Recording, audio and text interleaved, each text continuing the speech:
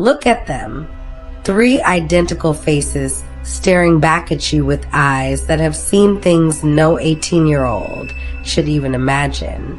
Ivy, Elsie, and June, the Raven Hollow daughters. Beautiful, brilliant, absolutely ruthless. They destroyed lives like other girls destroyed diet plans. Methodically, without remorse. And they almost got away with it because nobody wants to believe that evil can wear such a pretty face. This is the story they tried to erase from history. The story that proves monsters don't always hide in shadows. Sometimes they smile at you in broad daylight. So if you're ready to dive into the darkest corners of human nature, hit that subscribe button and let's uncover the truth they buried. Three sisters walked into town on their 18th birthday, and Raven Hollow would never be the same.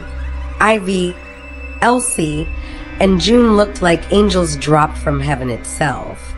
Identical triplets with cascading dark hair and eyes that seemed to see straight through you. The kind of girls everyone wanted their sons to marry. The kind of daughters every mother envied. But behind those perfect smiles lived something the history books tried desperately to erase. Raven Hollow was the type of town where everyone knew everyone. A quiet place tucked away in the mountains where nothing exciting ever happened. The kind of community where people left their doors unlocked and trusted their neighbors completely. Conservative values ran deep here. Church on Sunday was mandatory, not optional.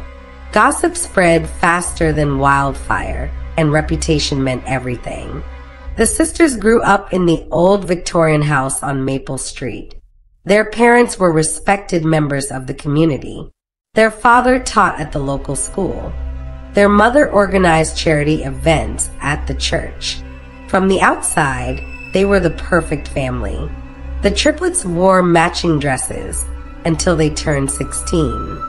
They sang in the choir with voices like honey. They volunteered at the soup kitchen every Saturday morning. But something was off. Something people couldn't quite put their finger on. The way the three girls never seemed to be apart. How they finished each other's sentences in a way that felt less like closeness and more like a hive mind. The strange intensity in their eyes when they watched people. The way conversations would stop when they entered a room, not because people wanted to include them, but because something primitive in the human brain sensed danger. Small things started happening when the girls turned 15. Mrs. Henderson's cat disappeared. Then the Johnsons lost their dog. The Peterson family found their rabbit hutch empty one morning, the lock mysteriously undone. People blamed coyotes at first. Then they blamed teenagers. Nobody suspected the three beautiful girls who cried prettiest at the town meetings about the missing pets. The sisters had a way of getting what they wanted. When they smiled at the boys in town, those boys became puppets. David Marshall was dating Emma Chun for 2 years. Then Ivy paid attention to him at the spring dance.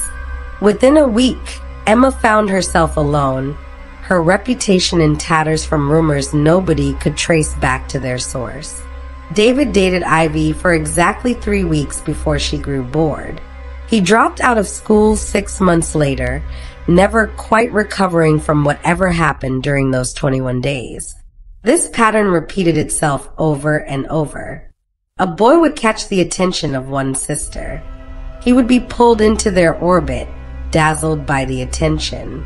Then he would be discarded, broken in ways that weren't always visible on the outside. The strange part was how the other two sisters were always there, watching, participating in some unspoken way. Like they were conducting experiments on human emotion. Teachers noticed the triplets never disagreed, never fought like normal siblings. They moved in synchronization that seemed choreographed, but wasn't. In group projects, they would divide tasks without speaking, operating with eerie efficiency. Other students found them fascinating and terrifying in equal measure. Nobody wanted to be on their bad side. though nobody could explain exactly what their bad side looked like. The town wrote it off as jealousy. 3 beautiful, talented girls would naturally attract envy. People convinced themselves there was nothing truly wrong. That dismissal was Ravenhollow's biggest mistake, because on their 18th birthday, the sisters stopped pretending to be human. Something changed the moment the triplets turned 18. Like a switch had flipped inside all 3 of them simultaneously. They stopped attending church, stopped volunteering, stopped pretending to care about the community that had embraced them. Their parents looked increasingly exhausted, with dark circles under their eyes and a haunted expression that came from knowing something terrible, but being too afraid to speak it out loud. The first real incident happened at the summer festival, Ravenhollow's biggest event of the year, where everyone gathered in the town square for food, music, and celebration.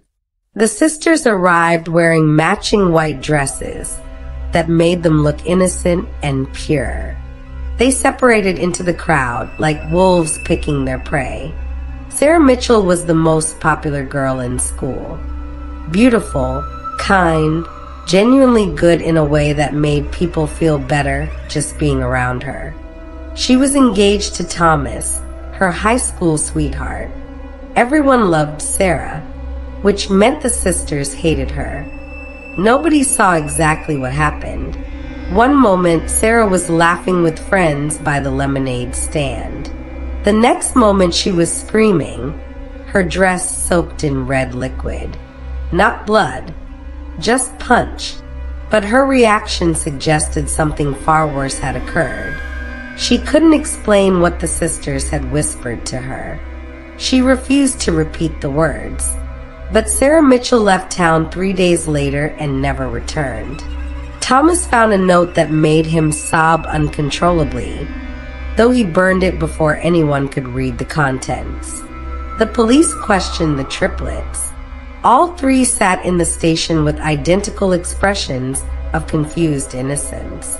They had witnesses placing them nowhere near Sarah when the incident occurred. Different witnesses for each sister, all credible, all certain. The sheriff let them go, disturbed by how their stories aligned perfectly without any chance for coordination. After that, things escalated rapidly. The Anderson family woke up to find their entire garden destroyed. Not randomly trampled, but arranged in disturbing patterns that suggested ritual rather than vandalism. Symbols nobody in town recognized carved into the soil. Their youngest daughter, who was 7, started having nightmares about 3 ladies in white who visited her window. Marcus Webb ran the general store. Honest man, never cheated anyone in 40 years of business. He made the mistake of shortchanging Elsie by accident. $2. He apologized profusely and corrected it immediately. She smiled and said it was fine. The next morning, his store was filled with rats. Hundreds of them. The exterminators said it was impossible that this many rats couldn't appear overnight. The store never recovered. Marcus closed it down and drank himself into an early grave within a year. People started comparing notes, realized that everyone who had crossed the sisters, even accidentally, even in tiny ways, faced consequences. The orthodontist who had treated them as children developed a tremor in his hands that ended his career. The teacher who gave them a B instead of an A found her car's brake lines mysteriously cut. She survived, barely. The investigation went nowhere. Fear settled over Ravenhollow like fog. Parents told their children to be polite to the triplets. Cross the street if you saw them coming. Don't make eye contact. The sisters seemed to feed on this fear, growing bolder. They would sit together in the town diner, speaking in low voices. laughing at private jokes while everyone else ate in uncomfortable silence. Their parents stopped coming to town entirely. The father took early retirement. The mother was seen once, buying groceries at dawn when the stores first opened, trying to avoid people. She looked like she had aged 20 years. When concerned neighbors asked if everything was okay, she would just smile a broken smile and hurry away. The worst part was how the sisters were never caught doing anything concrete. Everything was whispers, coincidences, implications. Nothing that would hold up in court. They were ghosts haunting Raven Hollow in broad daylight, and everyone knew it, but nobody could prove it. October brought cold winds and darker days to Raven Hollow. It also brought the sisters' most calculated act of cruelty yet. They had been watching, learning, perfecting their craft. What started as impulsive acts of meanness had evolved into something methodical and terrifying. James Cooper was 17, brilliant, and destined for great things. He had earned a full scholarship to study medicine at a prestigious university. The whole town celebrated this achievement, everyone except the triplets. They saw his success as a challenge, an opportunity to demonstrate their power. June approached him first. She was the sweetest of the three, or at least the best at pretending to be. She asked for help with chemistry homework. James, kind-hearted and naive, agreed. Study sessions became regular occurrences. James started developing feelings, obvious to everyone watching. June encouraged this with careful precision, never quite committing but never quite rejecting either. Then Elsie appeared, expressing interest in the same things James cared about. Environmental conservation, classical music, old poetry. She seemed fascinated by his mind, asked questions that made him feel intelligent and valued. James was caught between two sisters now, confused but flattered by the attention. Ivy completed the triangle. She was direct where her sisters were subtle. She told James she found him attractive, that his intelligence was irresistible. Three beautiful girls, all interested in boring, bookish James Cooper. It felt like a dream. He should have known better. They pulled him deeper over 6 weeks, made him feel special, chosen, important. They isolated him from his friends with carefully placed suggestions, made him doubt his girlfriend until he broke up with her, convinced him to skip college visits because they wanted to spend time with him. James's parents watched helplessly as their son transformed from confident to obsessed. The sisters documented everything. Photos, recordings, private moments James thought were intimate. They created a narrative that painted him as unstable, possessive, dangerous. Then they went to the police claiming he had been harassing them, threatening them, making them fear for their safety. The evidence was overwhelming. Text messages that seemed romantic from James's perspective looked threatening when shown selectively. Photos he thought were mutual suddenly appeared invasive. The sisters cried identical tears, told identical stories of feeling unsafe. James was arrested. His scholarship was revoked immediately. The university wanted nothing to do with a student with harassment charges. His former friends believed the sisters because why would 3 girls lie about something this serious? His parents hired a lawyer they couldn't afford, but the case against James looked damning. The truth slowly emerged through James's phone records. Technology experts found evidence of manipulation and fabrication. Messages had been edited, timestamps altered. The photos were genuine but taken completely out of context. The charges were eventually dropped, but the damage was permanent. James's future was destroyed. He spiraled into depression, requiring hospitalization. This was different from the previous incidents. This was premeditated destruction of a human life, executed with surgical precision. The authorities started taking the whispers about the sisters seriously. An investigation began, quietly, carefully. Detective Sarah Williams was brought in from the state police. She had experience with unusual cases. She interviewed dozens of people, piecing together a pattern that stretched back years. Every person connected to the sisters had experienced tragedy, trauma, or terror. The statistical probability of coincidence was essentially zero, but proving it was another matter entirely. The sisters were careful. They left no physical evidence. Everything was psychological warfare, social manipulation, exploiting systems, and people's natural tendency to trust beautiful young women.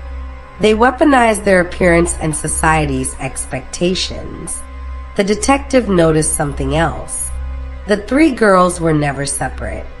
Even when committing acts that appeared individual, careful investigation revealed the others were always nearby, watching, supporting. They operated as a single entity with three bodies. This wasn't just sibling loyalty. This was something darker, more fundamental. Williams interviewed their parents in secret. What she learned chilled her to the bone. The mother broke down, finally unburdening years of horror. The sisters had been strange from birth, never cried like normal babies, never needed their parents like children should. As they grew, they became more alien, more calculating. Their parents had tried therapy, medication, intervention. Nothing worked. The girls were simply different, fundamentally broken in some way that defied explanation. The investigation intensified. Williams knew she needed something concrete, something that would stick. She just needed the sisters to make one mistake. She didn't have to wait long. November turned Raven Hollow into a ghost town. People stayed inside after dark. Parents kept their children close. The Autumn Festival was canceled for the first time in 50 years. The sisters seemed amused by the fear they generated, strolling through empty streets like queens surveying their kingdom. Detective Williams established surveillance. She couldn't get a warrant for the sisters' house, but she could watch public spaces. She noticed their patterns. Every Tuesday night, they visited the old cemetery at the edge of town. They would stay for exactly 1 hour, moving between graves in what looked like ritual behavior. Williams followed them one night, staying hidden among the headstones. What she witnessed defied rational explanation. The sisters stood in a circle, speaking in unison, words that sounded like English but weren't quite right. The temperature dropped noticeably. Animals went silent. The experience left Williams shaken but more determined than ever. The breakthrough came from an unexpected source. Emily Parker, age 16, came forward with evidence.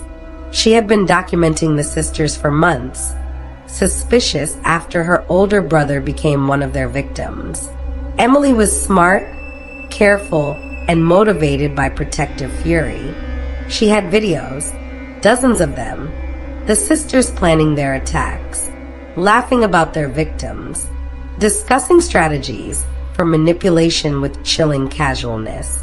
Emily had hidden cameras in places the girls frequented, patient and methodical in gathering evidence.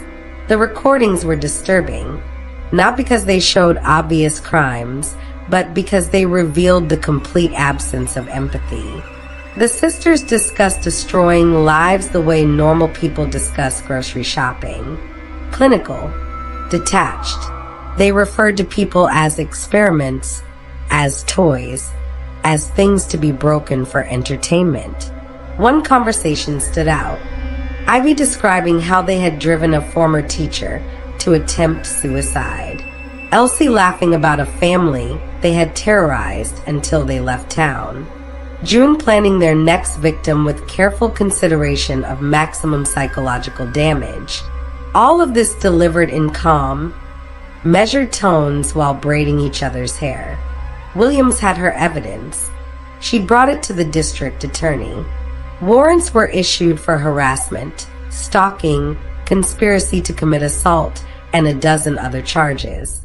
The case was solid, circumstantial in some places, but overwhelming in totality.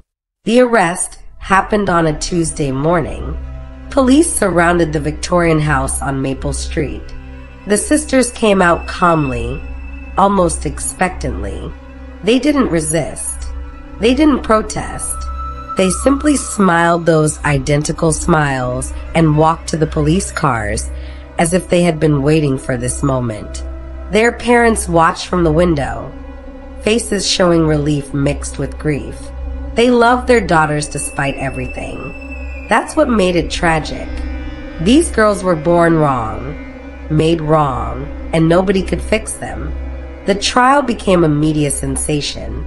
National news picked up the story. 3 beautiful 18-year-old girls accused of terrorizing an entire town through psychological warfare. It was unprecedented. Lawyers argued about whether the charges could stick. Defense attorneys claimed the sisters were simply smart, manipulative teenagers who hadn't technically broken many laws. The prosecution built their case methodically. Witness after witness testified about threats, manipulation, coordinated harassment.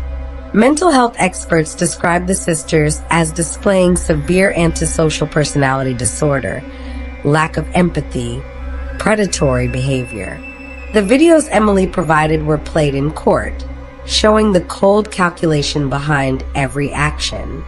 The sisters sat through it all without expression. They dressed identically each day.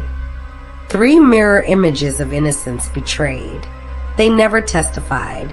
Their lawyer advised against it. But their presence was enough. Jurors couldn't look at them without feeling uncomfortable. Some primal warning system recognizing predators in human form. The most damning testimony came from James Cooper. He had recovered enough to face them. He described in detail how they had systematically destroyed his life, his dreams, his sense of self. He broke down on the stand, reliving trauma that would take years to overcome. The sisters watched him cry with curiosity, not remorse. After 6 weeks, the jury deliberated for 3 days. The verdict was guilty on multiple counts. The sentencing hearing was scheduled for the following month. Raven Hollow breathed easier knowing the sisters would be locked away. But the story wasn't over yet. The month between verdict and sentencing brought unexpected developments. The sisters, separated for the first time in their lives, began to deteriorate. Ivy stopped eating. Elsie became catatonic. June screamed through the nights. The jail psychiatrist reported they were experiencing some form of shared psychosis. Their identities so intertwined that separation caused psychological collapse. This raised uncomfortable questions. Were they responsible for their actions if their mental state was this severely compromised? The defense filed motions for psychiatric evaluation, arguing for treatment facilities instead of prison. The prosecution fought back, pointing out that their coordinated cruelty required high-functioning intelligence and planning ability. During this time, investigative journalists descended on Raven Hollow. They started digging deeper into the sisters' history and uncovered things that had been buried. Medical records sealed by court order, psychiatric evaluations from when they were children, disturbing patterns that went back to early childhood. One journalist, Patricia Moore, found documentation from when the triplets were 5 years old. A neighbor's child had died under suspicious circumstances after playing with them. The death was ruled accidental, a fall from a treehouse, but the investigating officer's notes, tucked away in archives, expressed doubt. 3 5-year-olds describing the incident with identical words, identical cadence, identical lack of emotional response. There were other incidents. A foster family who housed them briefly when their parents had a medical emergency refused to speak about it publicly, but admitted privately the girls were returned after only 3 days. School records showed multiple therapists refusing to continue treatment, priests declining to provide spiritual counseling, all with vague reasons, all clearly uncomfortable. Patricia traced the sisters' ancestry and discovered something extraordinary. Their grandmother had been institutionalized in the 1950s, their great-grandmother before that.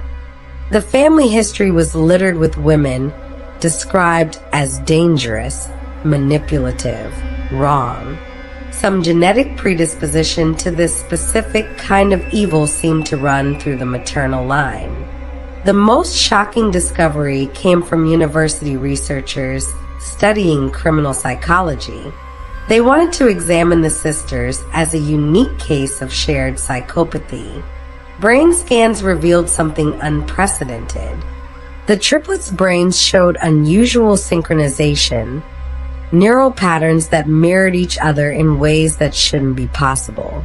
They weren't just psychologically bonded. Something in their neurology was fundamentally different. This information complicated the legal proceedings. Defense attorneys argued their clients were born with a neurological condition that removed moral capacity. They couldn't be held fully responsible for actions predetermined by biology. The prosecution countered that the sisters clearly understood right and wrong.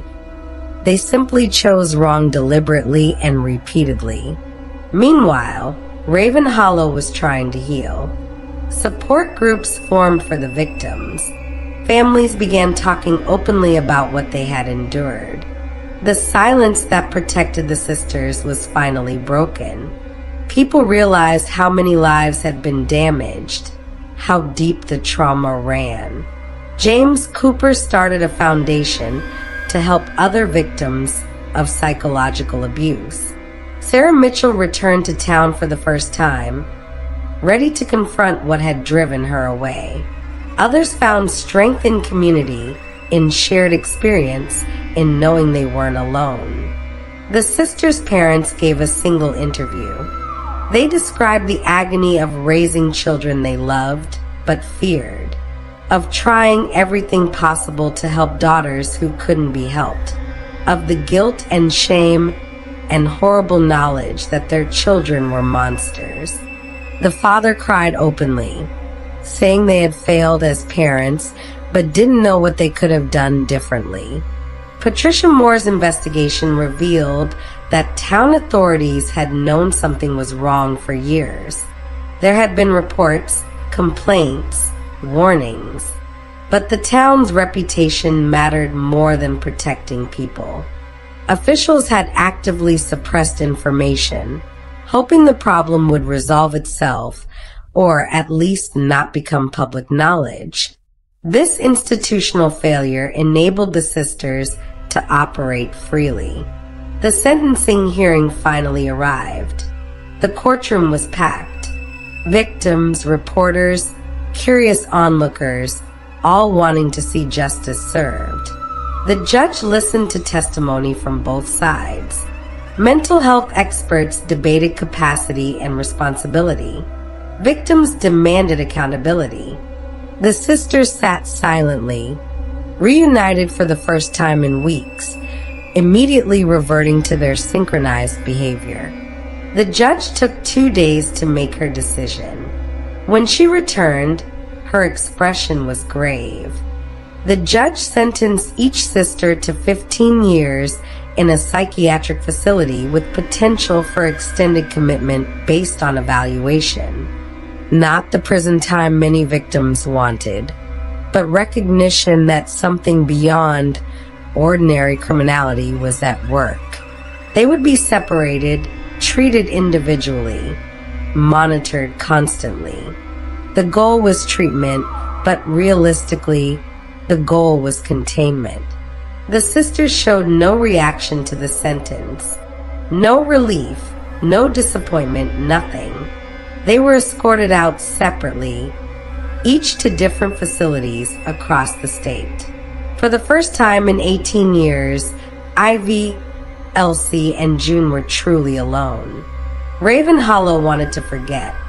The town council met and decided to suppress the story as much as possible. They didn't want to be known as the place where evil triplets terrorized the community. Tourism mattered. Property values mattered. Reputation mattered. The official records were sealed. News organizations were strongly encouraged to move on to other stories. Within 6 months, outside interest faded. Local schools changed their curriculum to include education about manipulation and psychological abuse. Churches offered counseling services. The community tried to move forward, but certain things couldn't be undone. Families had left and wouldn't return. Businesses had closed. Trust had been shattered. Detective Williams wrote a detailed report about the case, hoping it would serve as a warning for other communities. Her superiors filed it away, uncomfortable with the implications. How do you explain that 3 teenage girls could cause this much damage without physical violence? How do you prepare law enforcement for something that doesn't fit standard criminal profiles? Patricia Moore tried to publish her findings about the sisters' genetic and neurological abnormalities. Medical journals rejected the research as too controversial. Publishers worried about the ethical implications. The information that could have advanced understanding of criminal psychology was buried because it was too uncomfortable. The Victorian house on Maple Street stood empty. The parents moved away, unable to bear living in the place where they had raised their daughters. Nobody would buy the property. It became a landmark of whispered warnings, a place children dared each other to approach on Halloween. Years passed. The sisters remained in their separate facilities. Reports indicated they had adapted to institutional life, but showed no genuine remorse or rehabilitation. They manipulated staff when possible, caused problems when they could, existed in spaces between treatment and punishment. Experts concluded they might never be safe to release. Some victims rebuilt their lives successfully. James Cooper became a therapist specializing in manipulation and abuse recovery. Sarah Mitchell wrote a book about her experience, helping others recognize psychological predators. Others struggled, trauma leaving permanent scars that no amount of therapy could fully heal.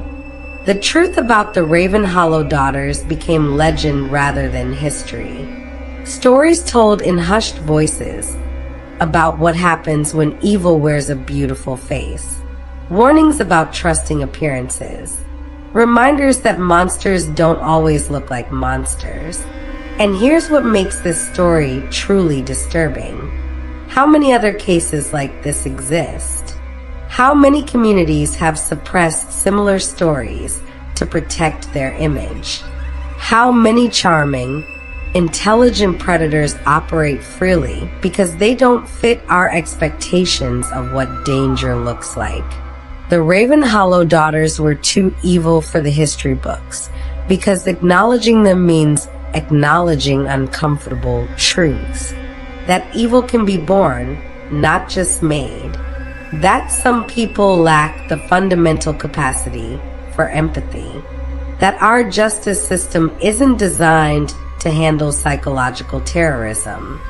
that communities often choose silence over safety. The sisters prove that the worst monsters are the ones we invite into our homes because they smile sweetly and say the right words. They demonstrated that coordinated evil is more powerful than individual cruelty. They showed us that sometimes there are no happy endings, no redemption arcs, no lessons that make the suffering worthwhile. So, what do we do with this knowledge? We stay vigilant. We believe victims even when perpetrators seem innocent. We recognize that real danger rarely announces itself obviously. We build systems that protect vulnerable people from those who would exploit them. If this story disturbed you, good. It should. Share it with someone who needs to hear it. Subscribe if you want more dark histories that mainstream sources won't touch. Comment with your thoughts about why some stories get erased while others become legend. Let's talk about the uncomfortable truths that polite society would rather ignore. Because silence protects predators, and the Raven Hollow daughters counted on exactly that.